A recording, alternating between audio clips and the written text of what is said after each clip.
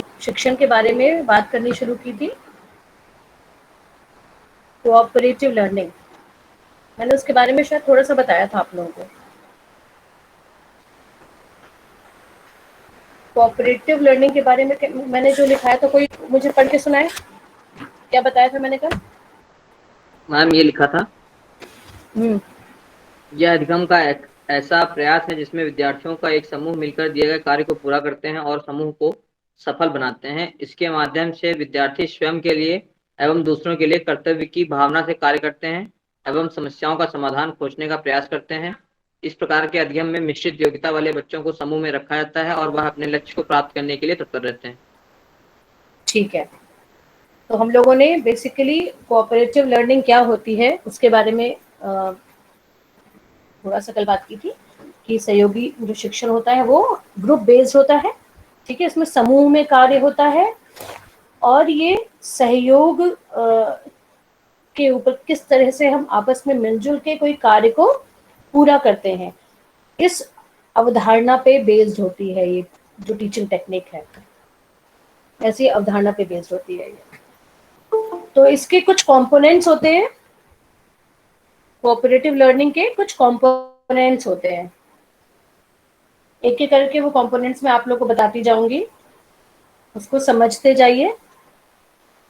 सबसे पहला जो डालिए हेडिंग ऊपर, कंपोनेंट्स ऑफ कोऑपरेटिव लर्निंग।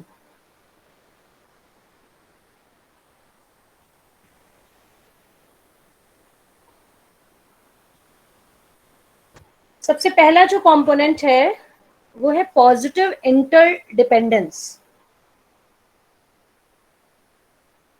सकारात्मक परस्पर निर्भरता, पॉजिटिव इंटरडिपेंडेंस। जैसा कि नाम से ही थोड़ा बहुत स्पष्ट हो रहा है कि सकारात्मक निर्भरता, जब भी कोऑपरेटिव लर्निंग के द्वारा बच्चे कोई कार्य करते हैं समूह में, तो वो एक दूसरे का सहयोग करते हैं और एक दूसरे के ऊपर किसी न किसी प्रकार से उनकी निर्भरता होती है। तो लेकिन ये जो डिपेंडेंसी है, ये जो निर्भरता है, ये भी बहुत सकारात्मक होती है, क्योंकि इसमें सारे टीम मेंबर्स को अलग अलग कार्य सौंपे गए होते हैं जो कि उन्हें करना होता है, और साथ ही साथ उन्हें अपने टीम मेंबर्स को भी हेल्प करनी होती है। अगर समूह का कोई एक सदस्य कोई कार्य करने में समर्थ नहीं हो पा रहा है, तो बाकी सदस्य उसकी मदद करते हैं वो कार्य पूरा करने में। तो जो भी निर्भरता होती है ग्रुप के मेंबर्स में आपस में, वो भी एक सकारात्मक रूप में होती है। मतलब कि एक दूसरे की मदद करके वो एक अपने लक्ष्य तक पहुंच रहे होते हैं।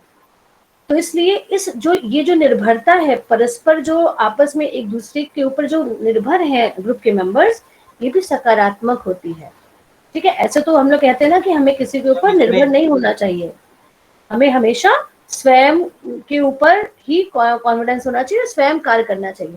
परंतु यहाँ पे टीम के मेंबर्स एक दूसरे को हेल्प करते हैं, अगर कोई व्यक्ति कार्य नहीं कर पा रहा है कोई सदस्य, उसकी हेल्प करते हैं। तो इस तरह से जो वो निर्भरता होती है वो परस्पर एक दूसरे के ऊपर वो बहुत सकारात्मक वे में होती है। तो सबसे पहला जो एलिमेंट है वो है सकारात्मक परस्पर निर्भरता।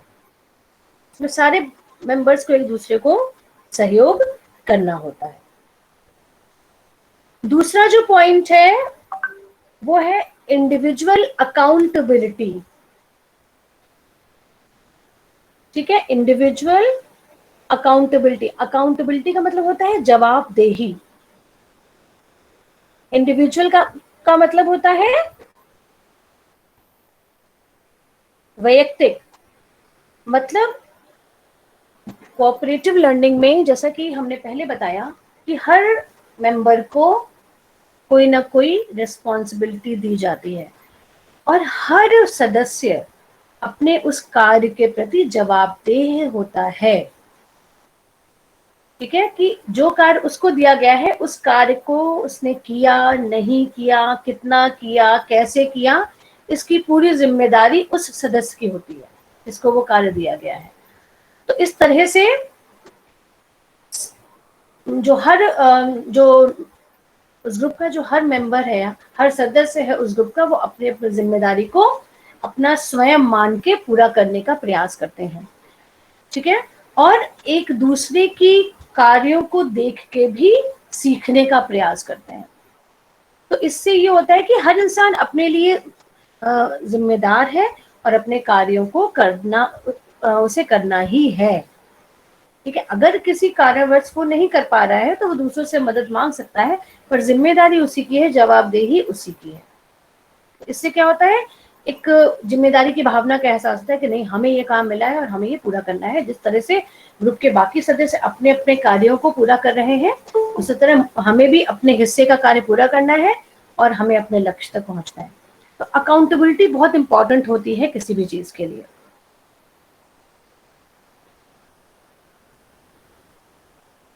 तो ये था हमारा दूसरा कंपोनेंट, अकाउंटेबिलिटी। तीसरा कंपोनेंट है face to face promotive interaction.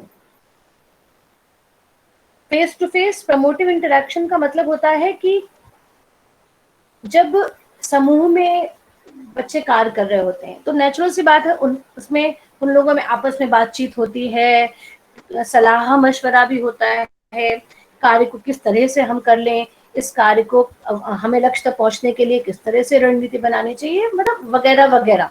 तो ये जो आमने सामने एक दूसरे से मिलजुल कर विचार विमर्श करके अपने आइडियाज को शेयर करके एक दूसरे की हेल्प करके ये जो इंटरैक्शन होता है, ये जो बातचीत होती है, ये एक बहुत इंपॉर्टेंट कंपोनेंट होता है कोऑपरेटिव लर्निंग का। क्योंकि इसके थ्रू क्या पता चलता है, क्या चीज आती है, एक दूसरे को हेल्प करने की भावना का विकास होता है, ठीक है।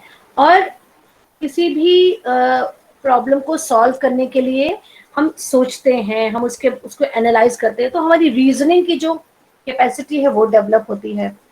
और एक दूसरे को हम क्या करते हैं, अधिगम में एक दूसरे को हेल्प कर रहे हैं, उनको बढ़ावा दे रहे हैं। तो ये जो फेस टू फेस हम बातचीत करते हैं ग्रुप मेंबर्स से, वो एक बहुत इंपॉर्टेंट कंपोनेंट होता है कोऑपरेटिव लर्निंग का। आपस की बॉन्डिंग बढ़ती है, एक दूसरे से की ऐसे समझ बढ़ती है, एक दूसरे के साथ सहयोग की भावना बढ़ती है। तो ये बहुत ही इंपॉर्टेंट कंपोनेंट होता है। अगला कंपोनेंट है interpersonal and small group skills. Cooperative learning के द्वारा बहुत से छोटे छोटे कौशलों का भी विकास होता है। कौन कौन से कौशल का विकास होता है? एक दूसरे के प्रति भरोसा करना, ठीक है। फिर नेक्स्ट है लीडरशिप क्वालिटी का विकास होता है। उसके बाद किसी भी समस्या का समाधान करने का कौशल का विकास होता है। फिर निर्णय लेने की क्षमता का विकास होता है। कम्युनिकेशन नेचुरल सी चीज है, एक दूसरे से बातचीत कर रहे हैं, अपने आइडियाज शेयर कर रहे हैं, तो हम संप्रेषण का विकास करते हैं। And conflict management skills. Conflict management skills का मतलब होता है कि अगर एक दूसरे के प्रति कहीं कोई एक दूसरे के प्रति किसी बात को लेके अगर डाउट है या संशय है या विरोधाभास भी है, तो उसको किस तरह से मैनेज करना है, ये भी कौशल का हम समूह में बच्चों के अंदर विकसित कर सकते हैं। क्योंकि जहाँ पे 4-5 बच्चे होंगे तो कोई जरूरी नहीं कि हर बच्चा एक तरह से सोचेगा। कोई बच्चा किसी काम को किसी और तरीके से करना चाहेगा, दूसरा शायद उसको किसी और तरीके से करना चाहे।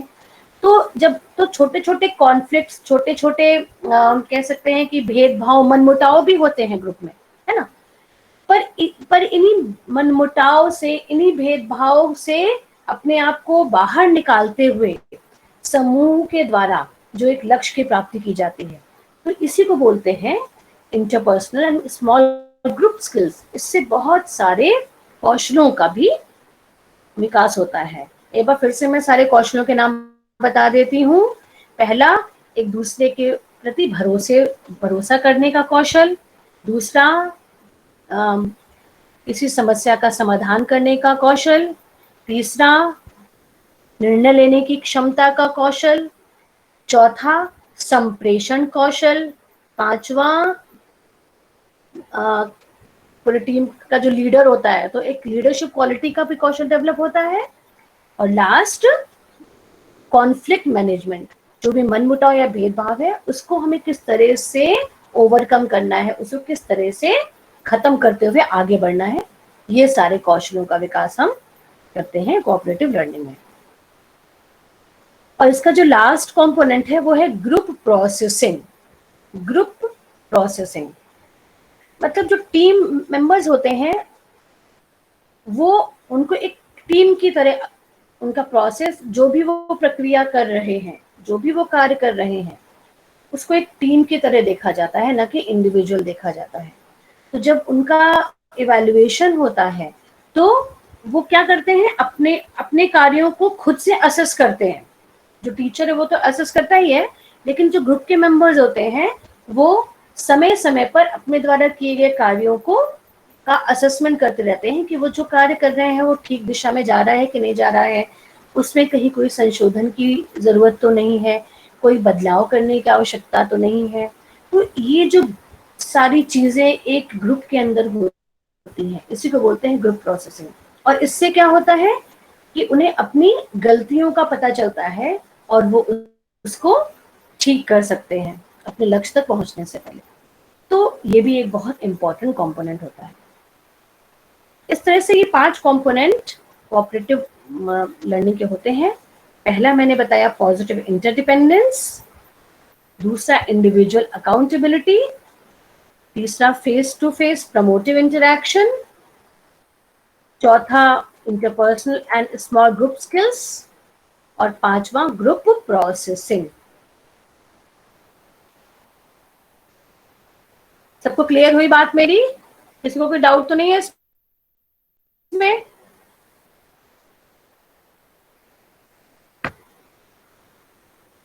किसी को कुछ पूछना है? कोई चीज ऐसी चीज तो नहीं है समझ में नहीं आई हो नो तो मैम। पूछ सकते हैं आप लोग। हाँ यस, पूछना है? No ma'am. पॉइंट सबने नोट कर लिए थे पांचों? Yes ma'am. ओके ठीक है, तो मैं आगे बढ़ूं फिर। अब इसके बाद बात आती है कि कोऑपरेटिव लर्निंग के क्या क्या लाभ होते हैं, बेनिफिट्स ऑफ कोऑपरेटिव लर्निंग। पहला पॉइंट है इसमें, बेनिफिट्स में पहला पॉइंट लिखिए, promotion of learning. Cooperative learning का जो सबसे बड़ा लाभ है वो ये है कि इससे अधिगम को बढ़ावा मिलता है। अधिगम को बढ़ावा मिलता है, पहला पॉइंट। दूसरा पॉइंट है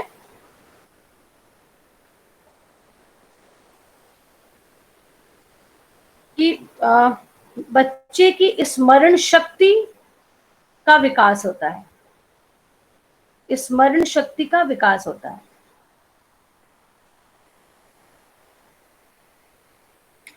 थर्ड पॉइंट, आत्मविश्वास में वृद्धि होती है।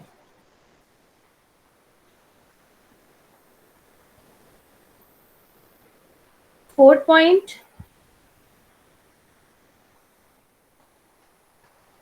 समस्या समाधान कौशल का विकास होता है।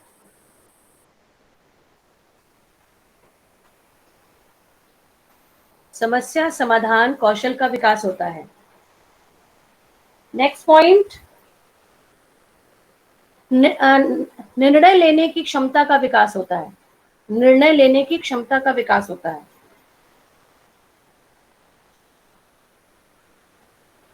नेक्स्ट पॉइंट, सहयोग की भावना डेवलप होती है। सहयोग की भावना डेवलप होती है। नेक्स्ट, संप्रेषण कौशल का विकास होता है। संप्रेषण कौशल का विकास होता है।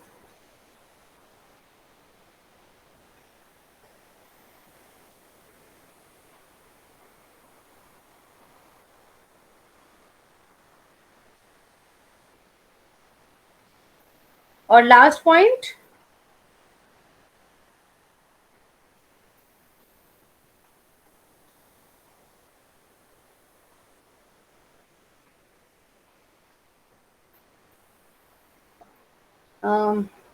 परस्पर सहयोग की भावना के साथ, परस्पर सहयोग की भावना के साथ लक्ष्य प्राप्ति हेतु तत्पर होना। परस्पर सहयोग की भावना के साथ लक्ष्य प्राप्ति हेतु तत्पर होना।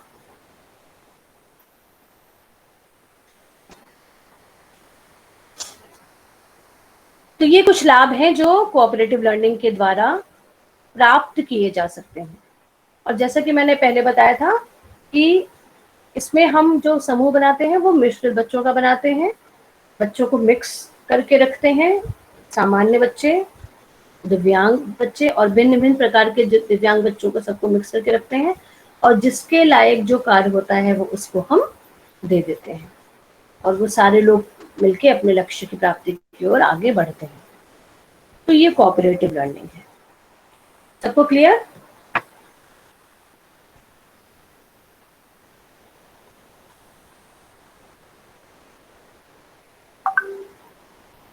ओके।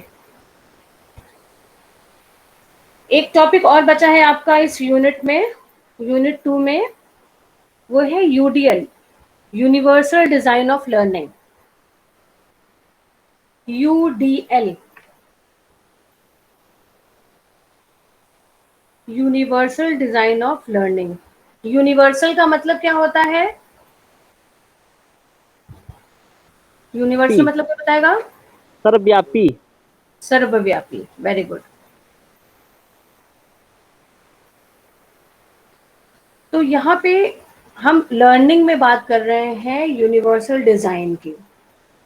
अधिगम का ऐसा डिजाइन या ऐसा माध्यम जो कि जो सबके लिए एक समान है। ठीक है? ऐसा अधिगम जो सभी के लिए एक समान हो, उसमें किसी प्रकार का कोई भेदभाव ना हो, उसको हम बोलेंगे UDL, universal design of learning. इसकी परिभाषा लिख लीजिए, मैं बोल रही हूं।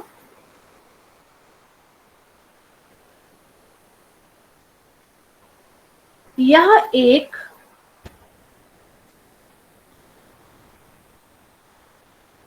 एक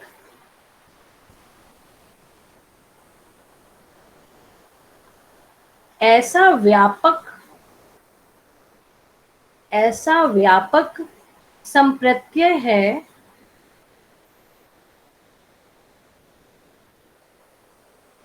जिसमें हम एक ऐसे वातावरण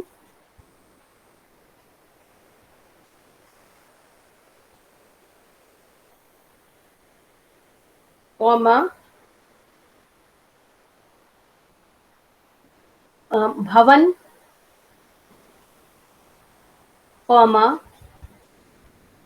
वस्तुओं की बात करते हैं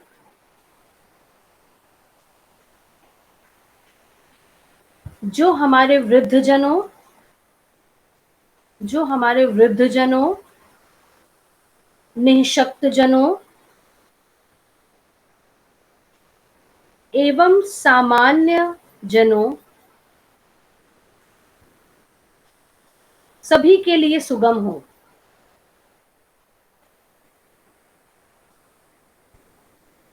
फिर चाहे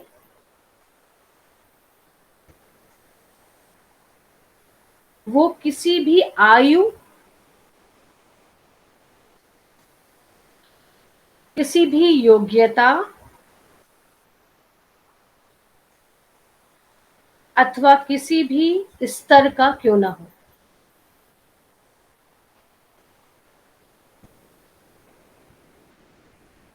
ठीक है? जैसा कि स्पष्ट है परिभाषा से कि एक ऐसा वातावरण, एक ऐसा भवन, ऐसी वस्तुएं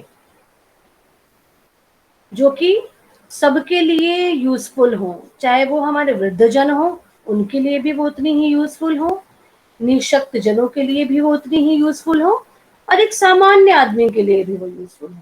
कुछ इस तरह की डिजाइन बनाई जाए भवनों में, वस्तुओं में, वातावरण में कुछ ऐसा मॉडिफिकेशन किया जाए, कुछ ऐसा संशोधन किया जाए जो कि सभी उसको बहुत ही सुलभ और बहुत ही सहजता के साथ उपयोग कर सके। ऐसी ही डिजाइन को, ऐसी ही सोच को हम कहते हैं यूनिवर्सल डिजाइन ऑफ लर्निंग। इसके कुछ सिद्धांत हैं यूडीएल के।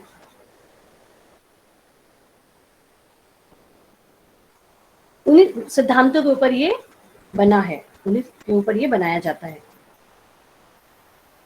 पहला सिद्धांत है इसका equitable in use. Equitable in use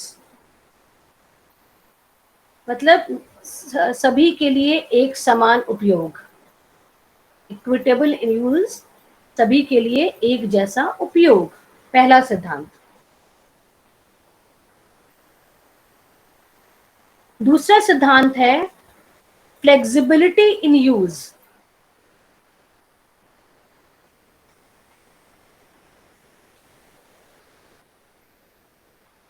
flexibility in use मतलब लचीलापन का सिद्धांत।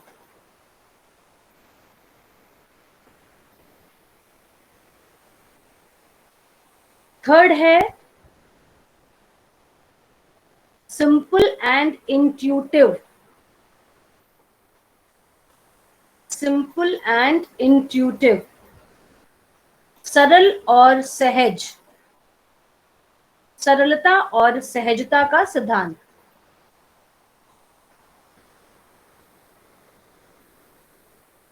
चौथा है परसेप्टेबल इंफॉर्मेशन। परसेप्टेबल इंफॉर्मेशन, प्रत्यक्षीकरण सूचना, प्रत्यक्षीकरण आधारित सूचना।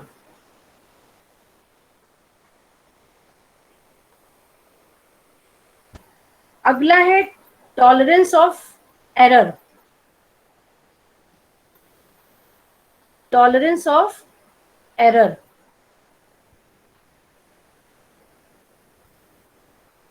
मतलब किसी गलती को सहने की क्षमता। टॉलरेंस ऑफ एरर, गलती को सहने की क्षमता। लो फिजिकल एफर्ट। लो फिजिकल एफर्ट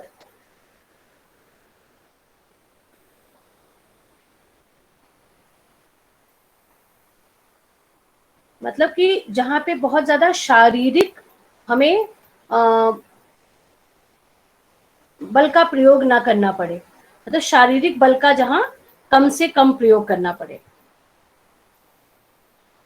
और लास्ट साइज एंड स्पेस।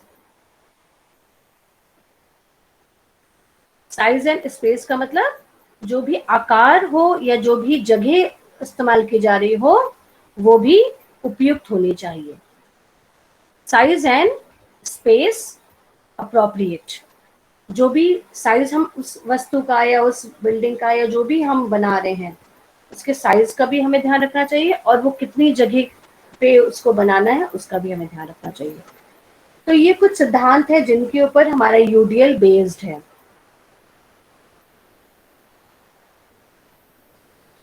सबसे पहला जो सिद्धांत है हमारा वो है इक्विटेबल इन यूज।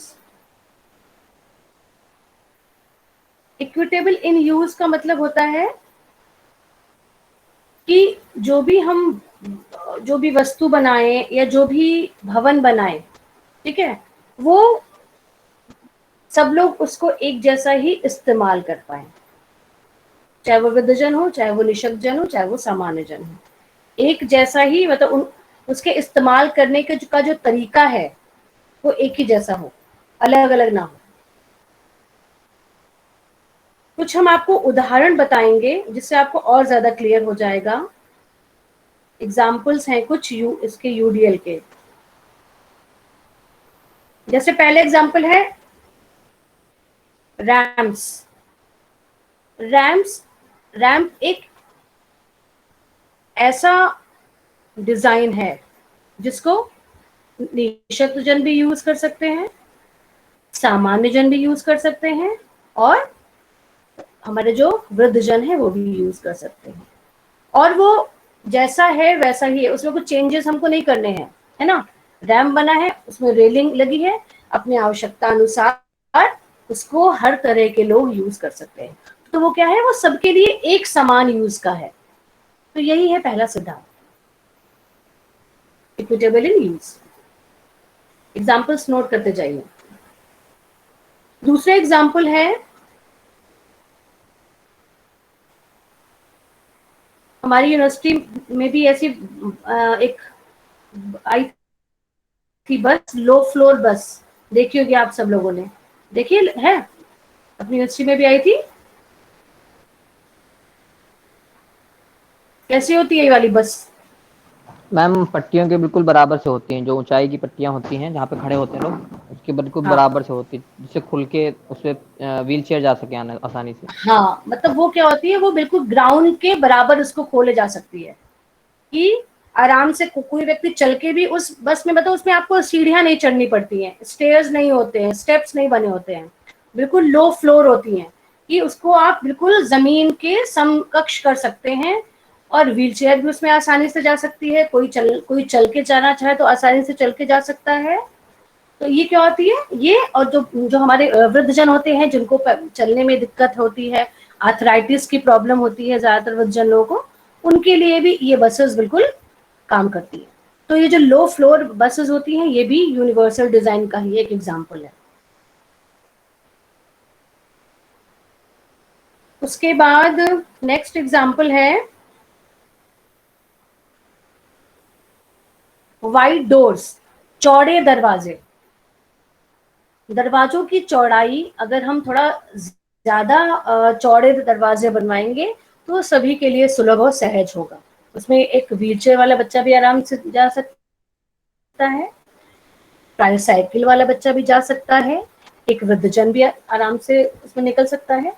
कोई अगर अगर कोई ज्यादा बल्की है, ज्यादा फैट इंसान है, वो भी उसमें से जा सकता है। मतलब अगर दरवाजे हमारे चौड़े होंगे तो वो बहुत लोगों के काम आ सकते हैं।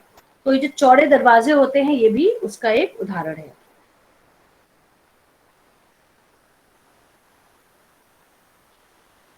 जो हमारी बिजली की स्विचेस होती हैं विद लार्ज पैनल,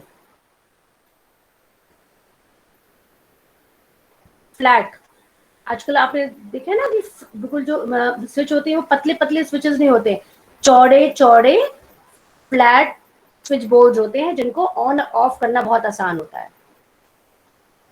तो इस तरह की अगर हम स्विच बोर्ड यूज करेंगे जिसके फ्लैट पैनल्स हैं, जिनको ऑन ऑफ करना आसान होता है, वो सबके लिए आसान हो जाएगा, चाहे वो सामान्य हो, चाहे वो वृद्धजन हो, चाहे वो एक निःशक्त बच्चा हो, चाहे सीपी चाइल्ड हो। उसको बहुत मेहनत नहीं करनी पड़ेगा, अपनी उंगलियों का यूज नहीं करना पड़ेगा, वो आराम से अपने पे हथेली का यूज करके भी स्विच को ऑन ऑफ कर सकता है। तो ये भी एक एग्जांपल है यूडीए का, फ्लैट लाइट स्विचेस।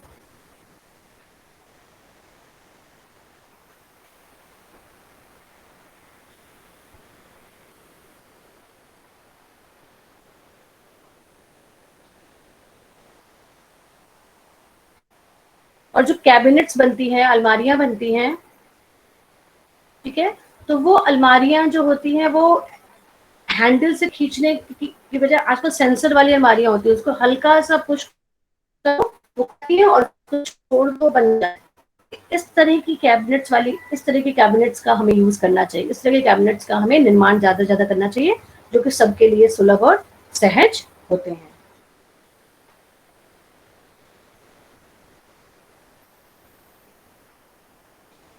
और जब मान लो टीवी में न्यूज चल रही हो तो उसमें हमें क्या करना चाहिए, वो सबके लिए सहज हो, इसके लिए हम उसको जो देख रहे हैं, ठीक है, जो उसको नहीं सुन पा रहे हैं उनके लिए हम कैप्शन नीचे डाल सकते हैं, न्यूज में साथ साथ कैप्शन चलता रहे, ठीक है, और एक्शंस करते रहें। प्लस जो जो हमारे दृष्टिबाधित बच्चे हैं वो तो सुन के कर सकते हैं, मतलब हम एक ही चीज को कितनी तरह से प्रेजेंट कर सकते हैं कि वो सबके लिए सुलझ और सहज हो जाए। यही है हमारा basically universal design of learning. इसके और कुछ एक उदाहरण है, कुछ और इसके मेरे पास नोट्स हैं, वो हम आप लोगों को भेज देंगे, उसको आप अच्छे से पढ़ लीजिएगा तो और आपको ये और क्लियर हो जाएगा।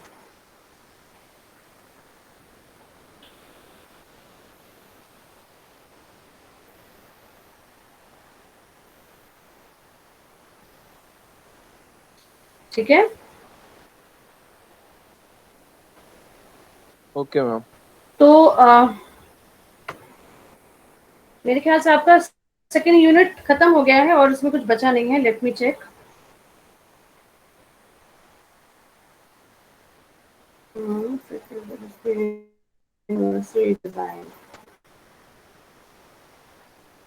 इसमें यूनिवर्सल डिजाइन का जो मॉडल है उसके पहले एक पॉइंट है फिजिकल एक्सेसिबिलिटी ऑफ स्कूल।